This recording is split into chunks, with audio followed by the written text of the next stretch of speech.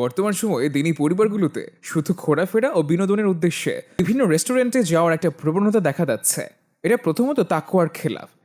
দ্বিতীয়ত, এই ধরনের কাজের মাধ্যমে পর্দা এবং পর্দার ক্ষেত্রে তাকওয়ার স্তরে পৌঁছার দাওয়াতটা দুর্বল হয়ে যায়। তাই জায়েজের সীমায় আটকে না থেকে তাকওয়ার বিশেষ মর্যাদাপূর্ণ অবস্থানে উত্তীর্ণ হওয়ার মানসিকতা গড়ে তোলা চায়।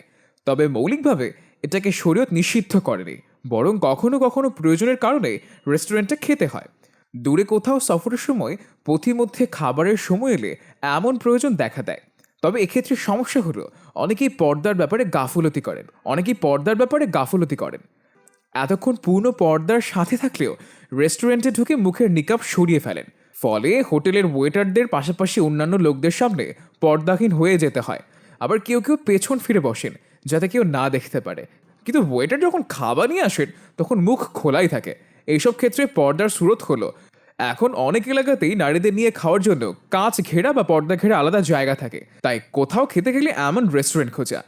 যদি এমন রেস্টুরেন্ট না পাওয়া যায় তাহলে পেছনের দিকে বা কর্নারের কোনো টেবিলে বসে মহিলারা পেছনে ফিরে বসবেন, যাতে মুখের দিক শুধু সাথে থাকা মাহরাম পুরুষের সামনেই থাকে।